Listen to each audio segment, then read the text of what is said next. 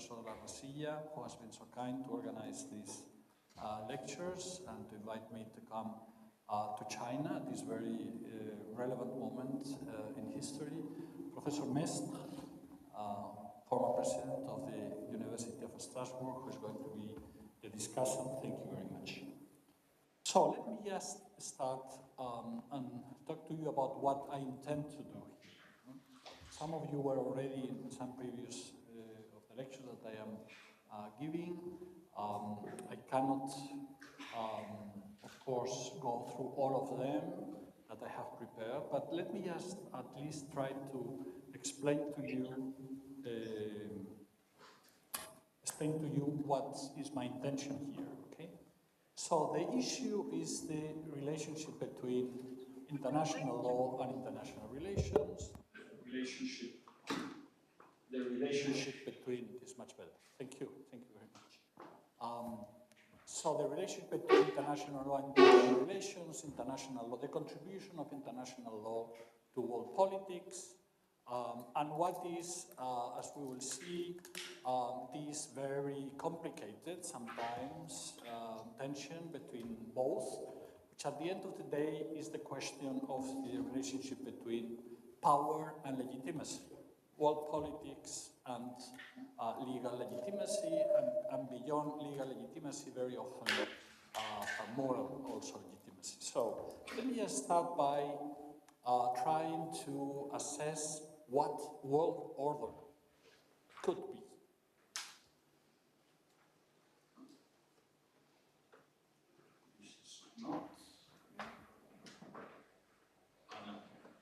So we are living in a world which still belongs to what was created after the Second World War by the US, the so-called international liberal order. It's still there, but as we know, it is in turbulent times. It is transitioning to something different. Harry Truman, the 33rd US president at the end of the war, said that we totally defeated our enemies and then brought them back to the community of nations. I'd like to think that only America would have done this, okay? At the beginning of the international liberal order, this was, in its purpose, something that should be a win-win situation for everybody, okay? America had defeated its enemies, but there was the intention to create a community of nations based on a number of principles that will be discussed immediately. Now, today we see a lot of challenges to this so-called rules-based system, the liberal international order. We don't have a shared definition of the system. The validity of the liberal international order is being questioned by non-Westerners. We have a spread of weapons of mass destruction, starting with nuclear. We have a rearmament all over the world. We have a spread of new technologies that threaten to drive conflict beyond human control or comprehension. We have a disintegration of states, failed states in many parts of the world, on the African continent, but also on other parts in other continents. The impact of environmental degradation and the effects of climate change. So the question is, are we facing a period in which forces beyond the restraints of any order determine the future? We are in a very special historical situation. That's the reason why the question of world order comes to the fore so blatantly. Now, what is world order? Varieties of world order. No truly global world order has ever existed. The current international law was created in Europe after the 30 Years' War of 1618 to 48, the so-called Westphalian system based on state sovereignty. Okay? So this was a strategy of going beyond the many wars, religious wars, that Europe had been into since the middle of the 16th century.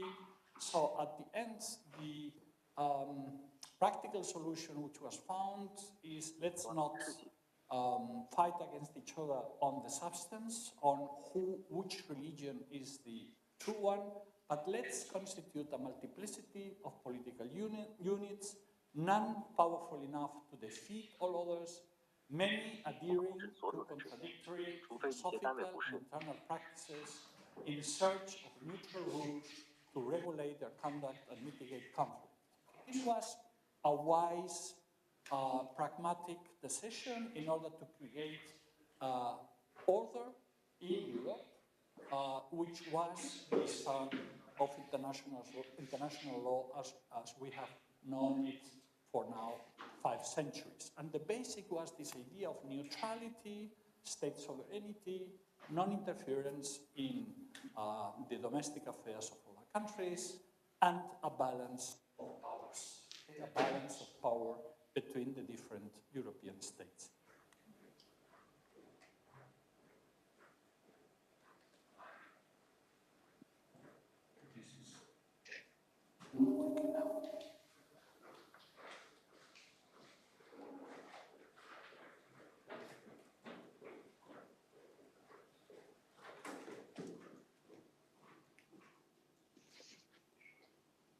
Now, the 17th century negotiators who crafted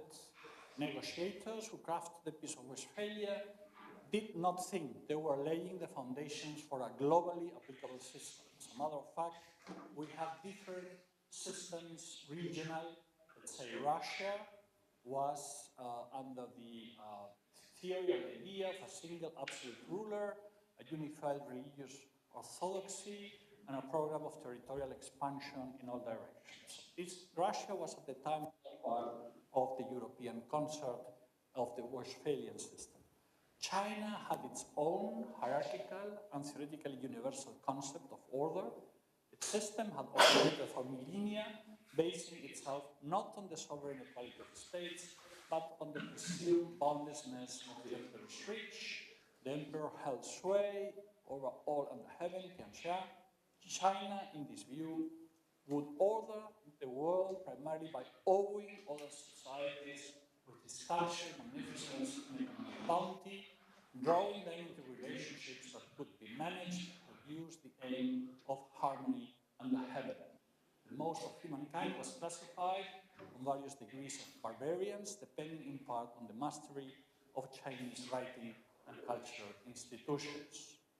Okay, the word barbarian, which sounds sometimes a bit dismissive, is the same that the Greeks used with all the non-Greek speaking peoples. As a matter of fact, stammering. The others were stammering. They didn't know how to speak Greek. So that's the reason why barbarian was then introduced. So everybody, considered the others who were not part of their own regional system, of their own culture, of their civilization, as barbarians in this sense, particularly because they couldn't speak the language. Islam, its own vision of a single divinely sanctioned governance uniting and pacifying the world. It considered Islam destined to expand until the whole world was a unitary system brought into harmony by the message of the Prophet Muhammad. After unifying the Arab world, as we know, taking over remnants of the Roman Empire and subsuming the Persian Empire, Islam came to govern the Middle East, North Africa, large swaths of Asia, and portions of Europe. Just to show there were different conceptions, regional conceptions of how to structure and to manage governance and then the people around. Each region viewed its own order as unique and defined the other as foreigner, as barbarian, governed in a manner incomprehensible to the established system and irrelevant to its design except as a threat. Each defined itself as a template for the legitimate organization of all humanity, but starting from the regional order, imagining that in governing what lay before it, it was also ordering the world. Now, in contrast to this, let's say the European, the Eurocentric Westphalian system, which was starting and defining international law, with these principles that later then were universalized or were expanded to the rest of the world through the colonial and imperial expansion of the Europeans, the United States went into another kind of vision, which at the beginning was not of world order, was just ordering themselves. You know, the Puritan settlers, or the dissidents who escaped Britain, would build after 1630 in Massachusetts, in the eastern provinces of the later US, a city upon a hill. What is the meaning of this city upon a hill? This is the idea of a manifest destiny, the idea of a missionary, even messianic perspective of the Puritan settlers, you know, basis Calvinist, with the idea that they were constituting a community of saved people in which it was going to be possible to establish a community, perfect community of free and equal people. They would then inspire the world through the justness of its principles and the power of its example. In this, they were not dissimilar from, you know, the other regional systems.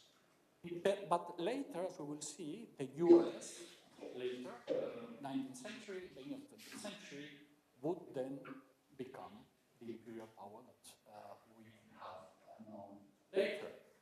And this will transform international law through a new interpretation. But at this very early moment, in the American view of world order, peace and balance would occur naturally if other nations were shaped according to the principles of American governance. The American vision rested not on the European balance of power system, but on the achievement of peace through the spread of democratic principles. And this was the basic difference, okay? The universalism that would lie at the beginning of the American vision of world order, okay? Not a balance of power, but a spread of democratic principles. Now, as a consequence of the expansion of Europe, the European countries into the world, the Westphalian system spread around the world as the framework for a state-based international order spanning multiple civilizations and regions as the European nations expanded, carrying the blueprint of international law with them. What happened is that then international law became the narrative, the language of this idea of order, which was expanded to the rest of the world, based on the Westphalian principles. Even the colonized people were used the Westphalian principles in order, for instance, to demand their independence. Concepts of national independence, of sovereign statehood, of national interest, of non-interference were then transferred to the independent peoples that were, to the countries that were becoming independent, and also to China and Japan. So we know in the second half of the 19th century, as a means to modernization, both China and Japan accepted international law. Now, this was the expansion of the Westphalian system, international. Since the end of the Second World War, a new, a modern international system emerged, modern international law. It tried to curtail the natural nature of world politics through an extensive network of international legal and organizational structures. Which were the principles that transformed through the success of the US in the First World War and then in the Second World War? Well, the basic principle of the Westphalian system continued to be there: state sovereignty, independence, but they were transformed through new principles like open trade, like in the peaceful settlement of international disputes, the prohibition of the use of war, the Kellogg Pact after the First World War. So there was here an evolutionary concept of the Westphalian system. And this is interesting to look back into history, because we are right now at the very parallel situation in which we are also in a moment of evolution of international law through taking into account the new balance of power, if you like, the emerging of new powers, particularly China. So after the Second World War, we had this frame of the Westphalian international law, but as a matter of fact, the Westphalian principles were transformed, challenged on different sides. In Europe, through a new concept of supranational governance. In the Middle East and Africa, there were visions of global revolution based on the fundamentalist version of Islam. And in China, a new global power has emerged, which expands its influence, and in alliance now with Russia after the Ukrainian war, challenges the embodiment of Western principles in the existing liberal internationalist system. The United States themselves have alternated between defending the Westphalian system and castigating its premises of balance of power and interference in domestic affairs, and sometimes both at once. Now, it has started to question the universal relevance of its values by dismantling existing alliances and spreading distrust on multilateralism and the principle of international cooperation. While it is not insignificant that, precisely the system of free trade, international free trade, is precisely the one which is being most attacked by Donald Trump, because this is what lied at the origin of, this transformation of international law by the United States in the 20th century. So in a sense, we are seeing the end of the circle of an imperial power, which at the last moment starts to become self-dysfunctional and even self-destructive. And this is something that we have seen in different situations throughout history. The Roman Empire, if you take it, at the end, it was a corruption of its republican principles, which really brought it into decadence. And this is what is happening with the order that was created by the United States through transformation of international law after the Second World War. It's being put into question, and the hegemon, which function is precisely to guarantee the pillars of the order, has put it into question since, in my eyes, particularly the war on terror and the violation of international law, which took place with the invasion of Afghanistan, Iraq, and then the loss of legitimacy by the United States because of separating from international law. So the United States had the power and won the war in Iraq, Afghanistan, but then it lost its legitimacy, in my eyes, because it separated from international law and the frame that it was created to sustain the order. Now, this is the real issue, legitimacy and power. We need, now we're looking into world order to see how do we create a new balance between international law and international relations. World politics are transitioning through an intense time of upheavals. The point is that order must be cultivated. Any system of world order to be sustainable must be accepted as just and efficient, not only by leaders, but also by citizens. World order describes the concept held by a region or civilization of the nature of just arrangements and the distribution of power through to be applicable to the entire world. International order is the practical application of these concepts to substantial parts of the globe. Regional order involves the same principles applied to a defined geographic area. So this is my introduction in order to try to get some concepts that can be useful for the development of my thesis hereby. A system of international order bases itself on two components: a set of commonly accepted rules that define the limits of permissible action, and a balance of power that enforces restraint where rules break down, preventing one political unit from subjugating all others. Okay? This is something that we have seen is a historical lesson. A consensus on the legitimacy of existing arrangements does not impede competition or confrontations, but it helps ensure that they will occur as adjustments within the existing order rather than as fundamental challenges. Now, international law and its principles and institutions can help to prevent that competition or confrontations spill over and fragilize the basic arrangements. But it is dependent on the existence of previous political order, or if you like, previous basic arrangements, basic framework, in order to have certain common consensus in some standards. A balance of forces does not in itself secure peace, but it can limit the scope and frequency of fundamental challenges and curtail the chance of succeeding when they do occur. So in this political arrangement, certainly a balance of power, a balance of forces helps to create this frame, although it's not sufficient. To design a workable consensus is extremely complex. In contemporary world politics, the need is for a global world order. International law should be the basis of this, but the real question is how divergent historical experiences and values can be shaped into a common order. Okay, so that's my introduction.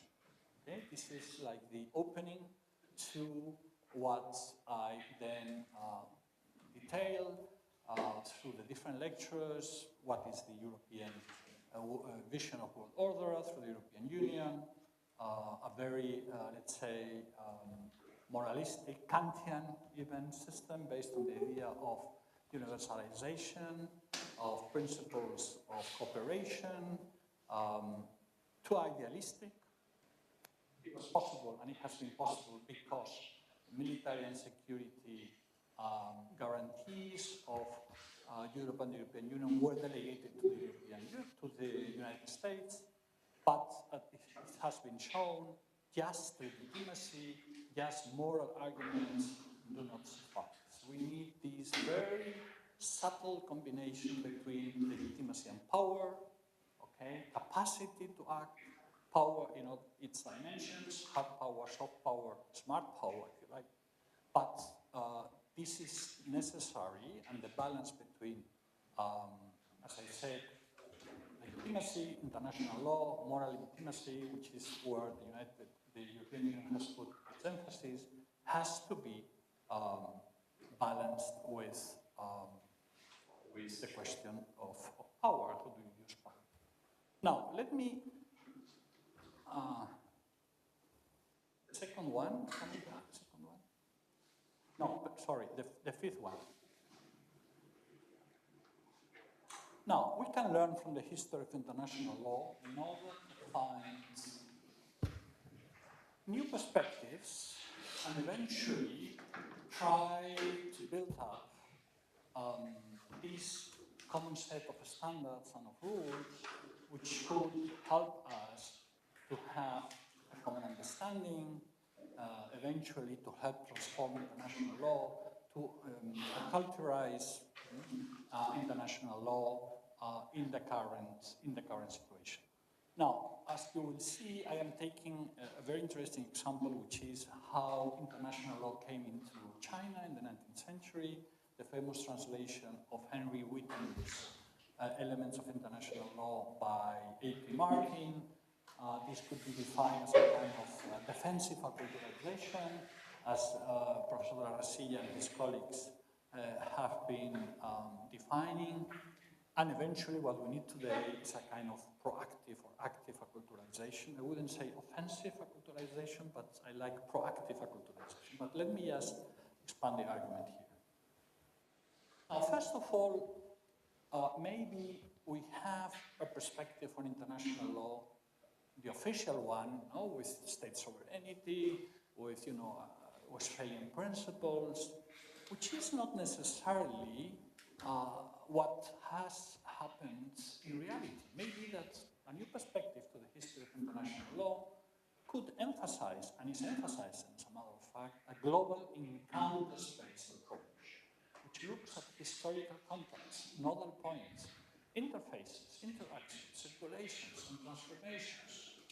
Other similar perspectives point to the idea of a multiplicity of mutually constitutive interconnections over time. This happens as an open alternative to the traditional Eurocentrism of international law as a positivist, formalized, focusing on sovereignty and the sovereign state. Different approaches now have sought to displace the centrality of the West-centric perspective by insisting on the European regional character of international law. This means considering modern European international law as just one historical type of international law among others, and by underlying the distinctiveness of the other non-European views and civilizations against the predominantly Eurocentric narrative. So we would go into different world, the world of a trans-civilizational perspective, or reappraisal of the history of international law and the international itself, reviewing the narrative concepts and principles of international law with a keener and a more sensitive concern for the global, including transcultural, transreligious, and trans-civilizational legitimacy of international law. I'm taking this last sentence from the Japanese professor Yamaki. In this context, historical knowledge is seen as a heuristic, as a methodology for international law to be able to better adjust and be seen as more functionally legitimating the emerging multipolar and multi-civilizational global society of our century.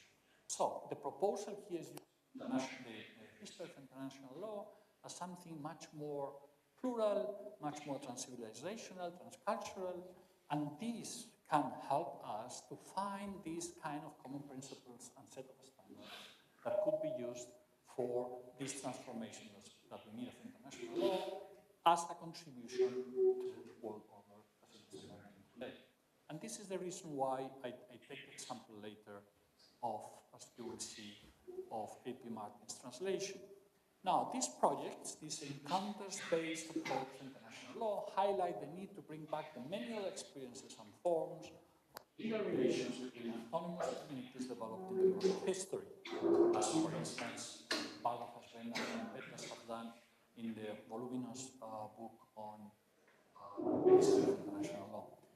Very relevant in this context remain the exchanges of intellectual ideas among geographically situated traditions, or the global compilations of relevant primary sources on internationalist ideas, and thus examine the international law's reception and its transformation in the extra-European world. Learning from the new approaches to the history of international law in this perspective aims at discussing models of world order that integrate a mutually interactive, multipolar, and transcultural approach that is able to interrelate and integrate the different cultural, civilizational, and even political traditions.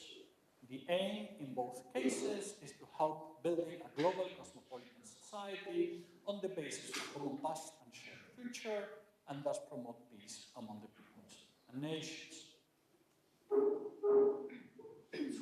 Now,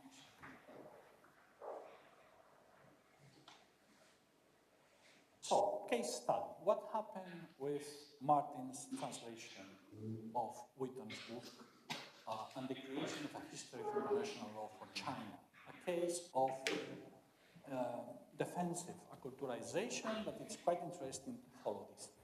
International law, as we know, came to be conceived as universal only in the 18th and 19th centuries, shifting from jus publicum Europaeum through the public law of Europe to a jus publicum universale, the universal public law. This new sense of universality justified and fueled colonial and imperial expansion in the 19th and 20th century. The 19th century was the period in which modern international law's doctrine and practice largely developed, contributing to what has been defined as the birth of the modern world and international society. So I think it's important to realize that the function of international law was very ambivalent. On the one hand, it helped to modernize and to create a set of universal principles to everybody, to all countries.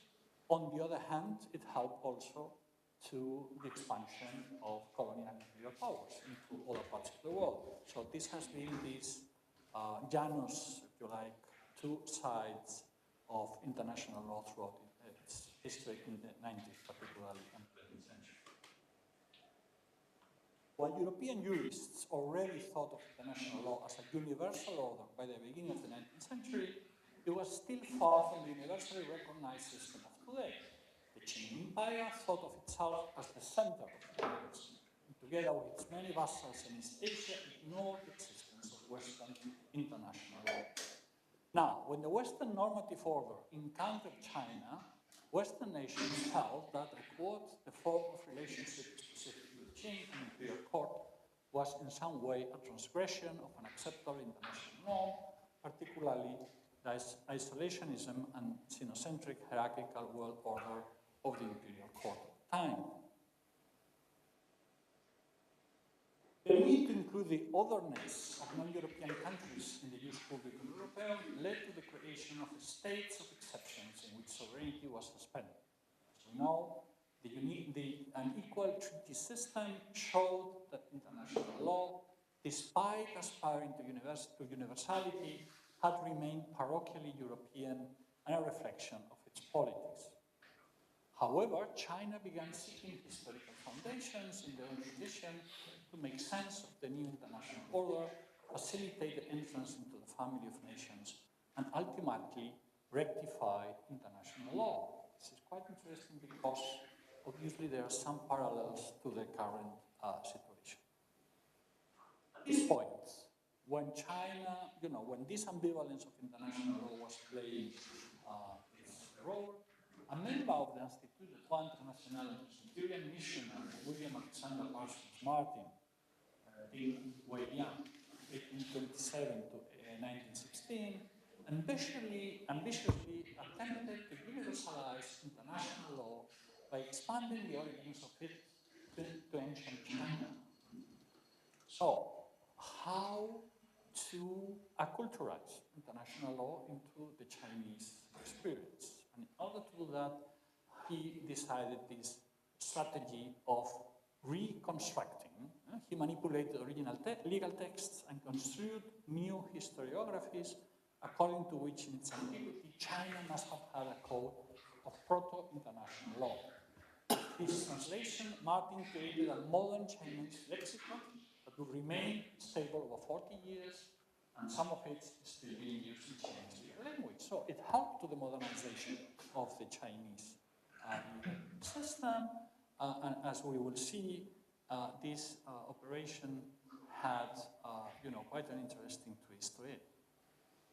Martin's translation was prompted by the defeats in the two Opium Wars, after which Qing intellectuals gradually realized that they were facing issues that could not be properly addressed through the more traditional conceptual and tributary system.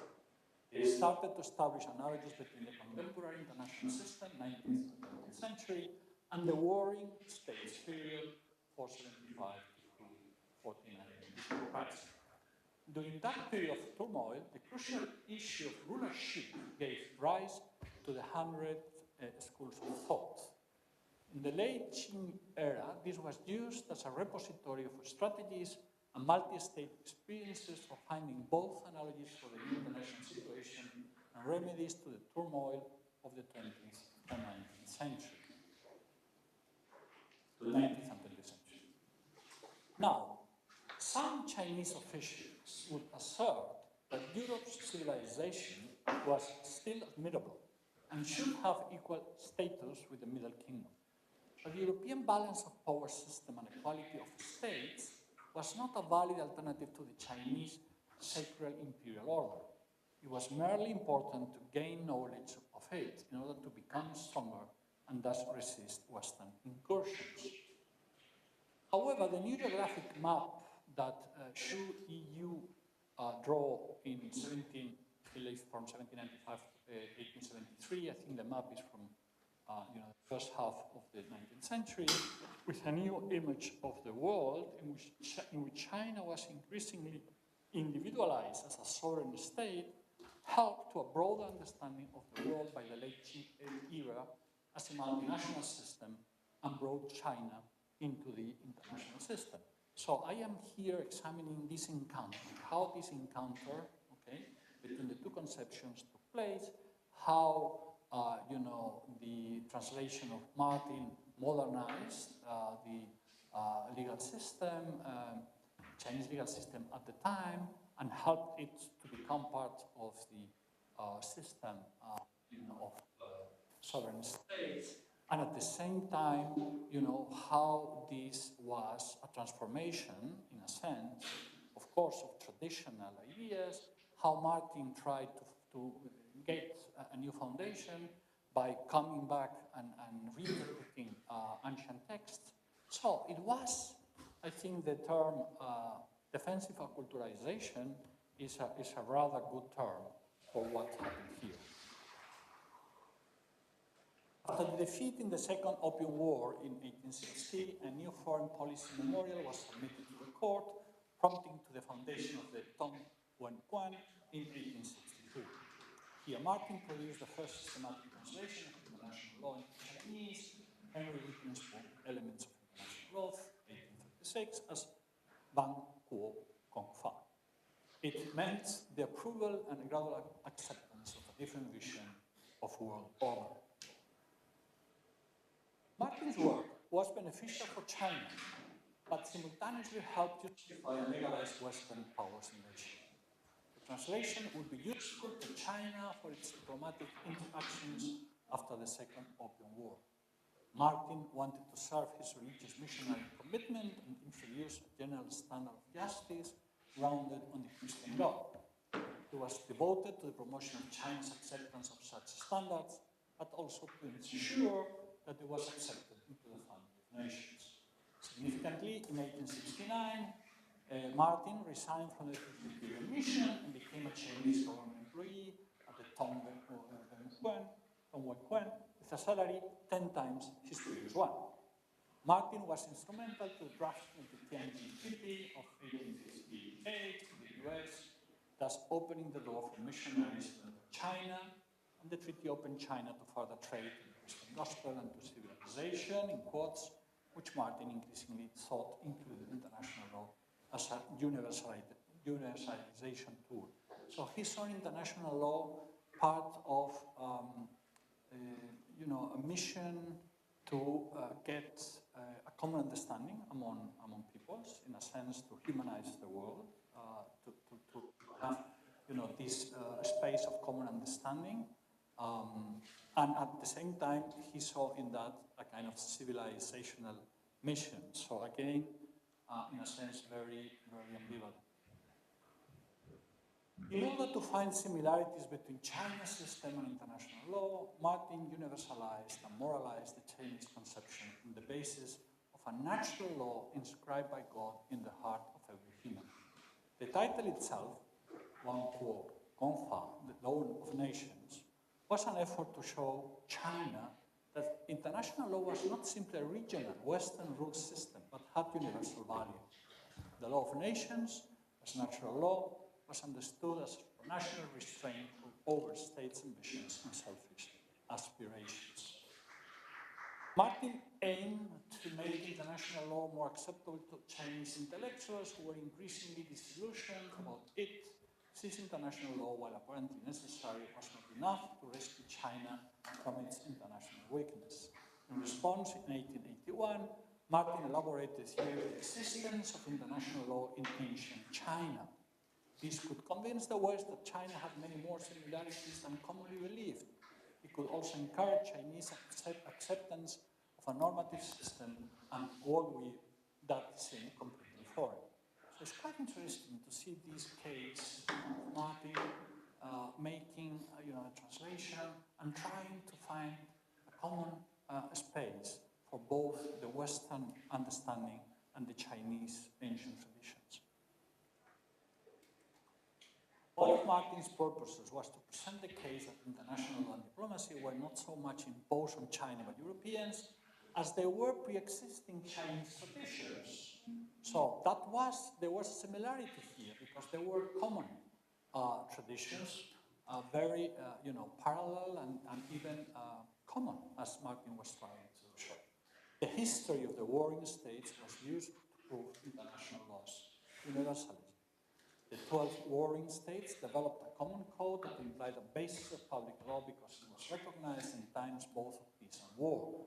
It included rules about the conduct of war, the start of hostilities, just causes for war, and certain rights for neutrals. In conclusion, Martin's aim was to promote understanding between East and West, but a prerequisite for this was that China would join the family of the world's civilized countries and overcome its prejudice against the world. As a consequence, many scholars and diplomats in China started to study ancient China international law. Some compared Dutch jurist Hugo Grotius with Confucius. They intended to universalize Confucius in order to enlighten and correct the limits and hypocrisies of international law as translated from Western languages. The international law China accepted became an extension of Spring and Autumn and the law generated by international relations for the Warring States period. So I go here into different intellectuals of the period, the late Qing period, which were using, Western learning and international law without abandoning Chinese traditional view, transform China into a sovereign state, let's say theoretically, but at the same time introduce some Confucian traditional concepts. For instance, Zheng Guanyin, he believed China was the only country that truly followed the Wang Tao, characterized by the primacy of morality and opposed to the principle of hegemony, Pa Tao. Sorry for my very bad Chinese pronunciation, but I hope that you understand this. He felt this might one day spread among the barbarians, who finally learned to respect the benevolence of which China was the ultimate embodiment. He envisioned a world in which all religions would merge into Confucianism and in which the forces would unite in a central land, Chengdu. Another intellectual of the time, Wang Tao, also believed China would sooner or later reacquire its primacy. China was the historical embodiment of Tao, and its superior civilization was a constant, while the West and its sovereign state system were doomed to destruction. For him, the West's technology and international legal apparatus, including sovereignty, were simply instruments. The basis of governing the state and pacifying the world could only be Confucius' way, the 3 bonds and 5 relationships, that is the path of hierarchy, not equality. Ling Chichao, and so on.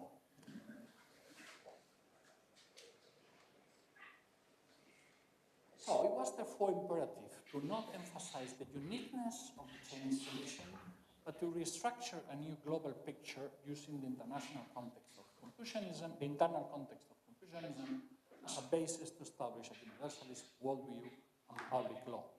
Without this kind of conceptual transformation, China would have to succumb to external rule. And this is my final picture in this second lecture. Of course, the wise Confucius. Now, let me, because I don't have much time, I suppose, go quicker through the last part.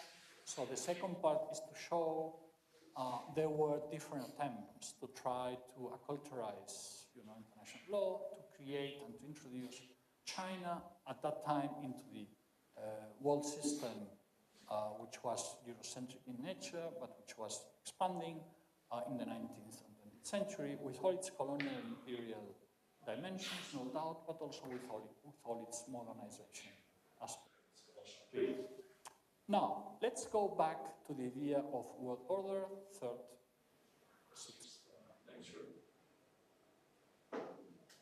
number six. So let me now, again, come back, challenges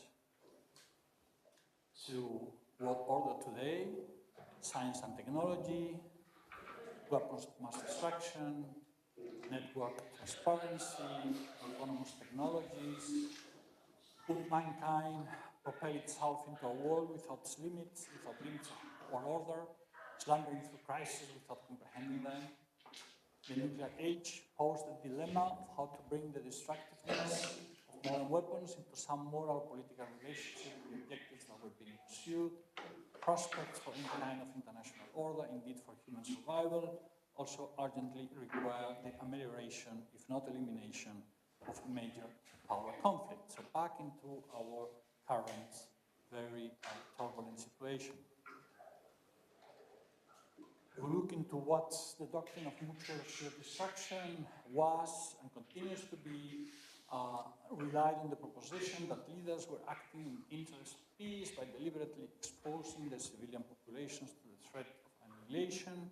Mutual suicide became the mechanism of international order. So this is our background. This is in our possibility, still there. The proliferation of nuclear weapons today escalates the classic nuclear dilemma. Even when nuclear weapons reduce the likelihood of war, they would enormously magnify its capacity of destruction were war to occur.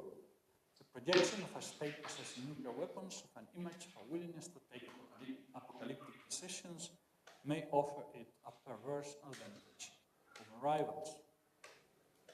Any further spread of nuclear weapons multiplies the possibilities of nuclear confrontation, broadens the danger of diversion, deliberate or unauthorized, and will eventually affect the balance between nuclear superpowers. So this is the risky situation in which we are today.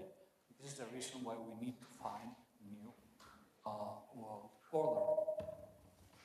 Cybersecurity, another expansionary area in which digital technologies, AI, and the expansion of information and technology into every sphere of existence pose new challenges. As with any technological innovation, the temptation will be to see this new realm as a field for strategic advantage. Cyberspace challenges our historical experience. Its menace depends on its perverse use. It has the tendency to outpace most rules and regulations and establish an artificial state of nature of force. It is easier to mount cyber attacks than to defend against them. There is a lack of international agreements for which, even if reached, there is no present system of enforcement. A framework for organizing the global digital environment is imperative. The emphasis of many strategic rivalries is shifting from the physical to the information sphere, in the collection and processing of data, penetration of networks, and the manipulation of psychology. Absent articulation of some rules of international conduct, a crisis will likely arise from the inner dynamics of the system. And then we have also to consider the human factor. An excess of information may paradoxically inhibit the acquisition of knowledge and push wisdom even farther away than it was before. Knowledge of history and geography is not essential for those who can evoke the data with the touch of a button. Conceptual thinking relies, however, on the ability to recognize comparable data and events and project patterns into the future. The digital world has a tendency to diminish historical memory. It shrinks perspective. Policymakers may not be capable of anticipating situations and see moments of decision as a series of isolated events rather than part of a historical continuum. When this happens, manipulation of information replaces reflection as the principal policy tool. The concept of truth is thus being relativized and individualized, losing its universal character. A combination of chronic insecurity and insistent self-assertion threatens both leaders and the public in the digital age. The advent and development of AI may bring these tendencies to new records. Now, in the current situation, the challenges that we have are the rising of the confrontation between big powers. We need to recover a methodology which was used during the Cold War and which was proven to be useful at the time, détente. Détente as a term was first used in diplomacy in the 1990s when the French ambassador to Germany tried and failed to better his country's deteriorating relationship with Berlin, and in 1912 when British diplomats attempted the same thing. Détente became internationally famous in the late 1960s and 1970s when Henry Kissinger, first as US National Security Advisor and then also as US Secretary of State, pioneered the easing of tensions between the Soviet Union and the United States. Détente was not amitié, friendship. It was not about striking up a friendship with Moscow at the time, but about reducing the risks that a Cold War would become a hot one. This strategy in international relations combined engagement and containment. A new Cold War now would be more dangerous than the first one because of advances in technology such as AI that threatens to make weapons not only faster and more accurate, but also potentially autonomous. Both superpowers, China and the US, should cooperate wherever possible to limit the existential dangers of this new Cold War, and in particular to avoid an open confrontation with Taiwan.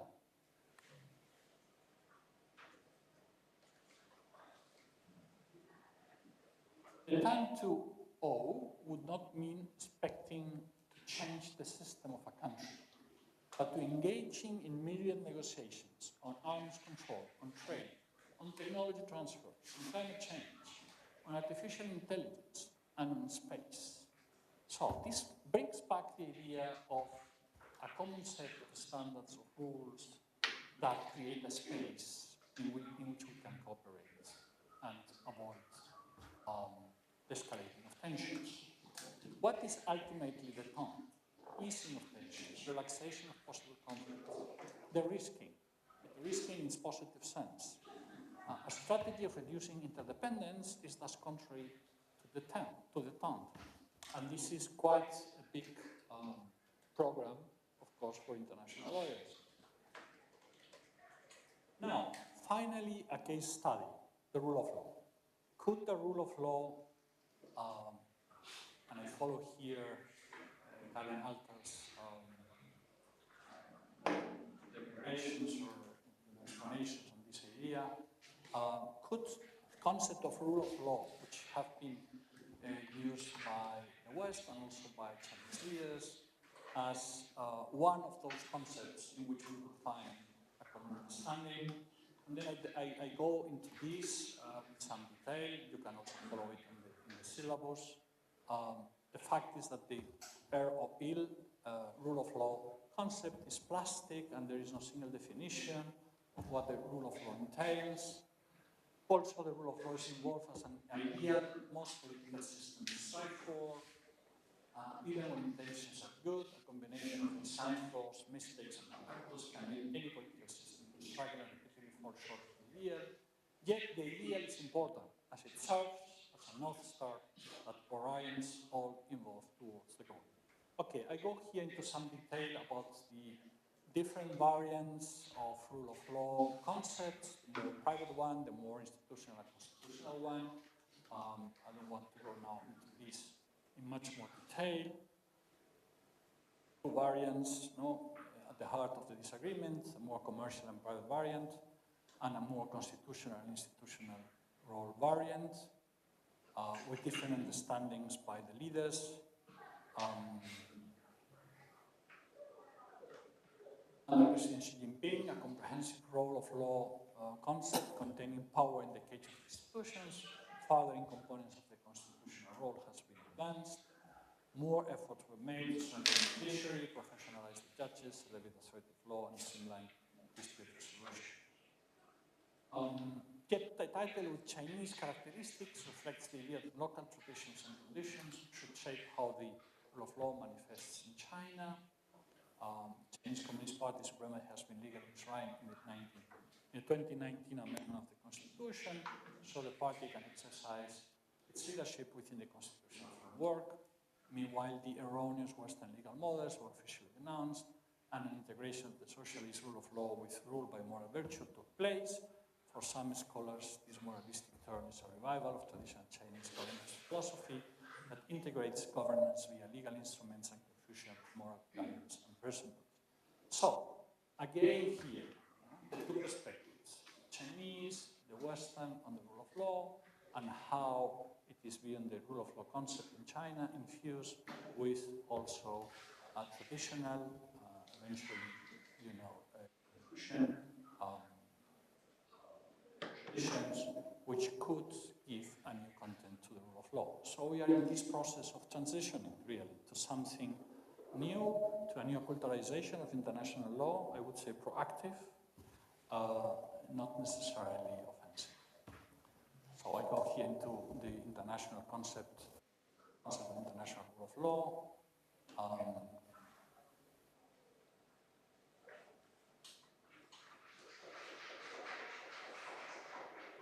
Also, the possibility that kind of post-human rights era of international law would be would emerge, consistent with China's desire for a UN-centered international law.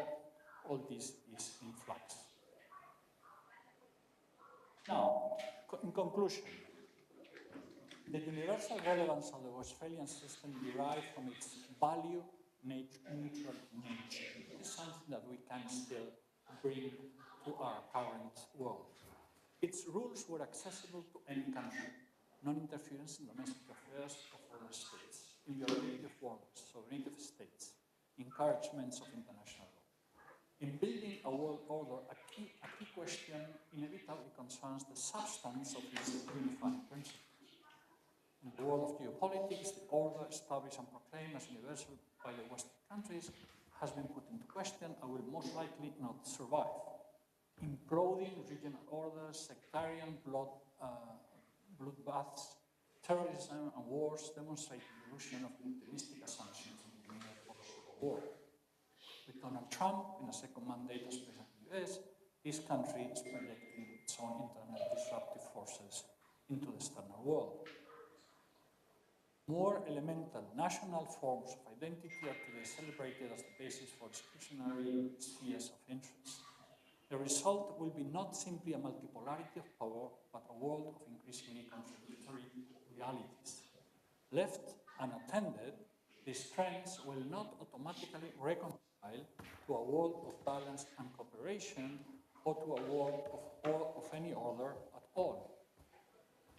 Every international order must sooner or later face the impact of two tendencies challenging its cohesion, either a definition of legitimacy or a significant shift in the balance of power.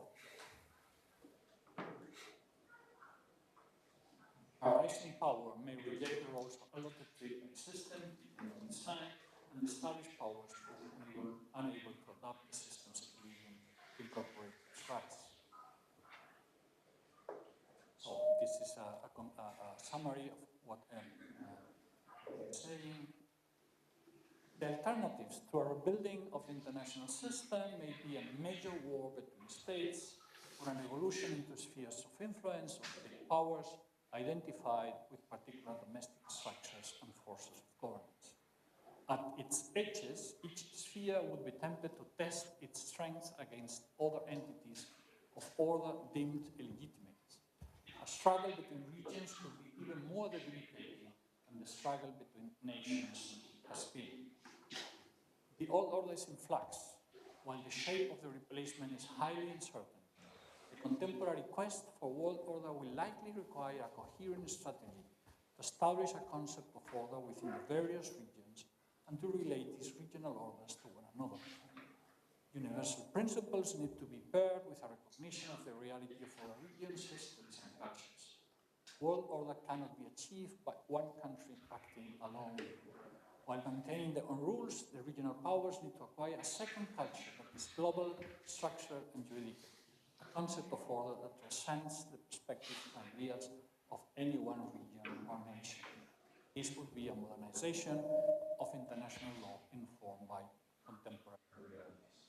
Thank you for your attention.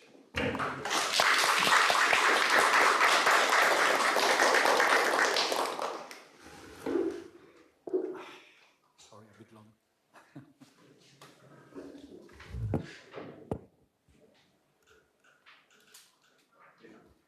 Thank you very much, Professor Beneyto, for this very enlightening and interesting journey across different periods and times around the concept of world order, particularly at a moment when this world order seems to be at risk of collapsing, with many uncertainties as to what would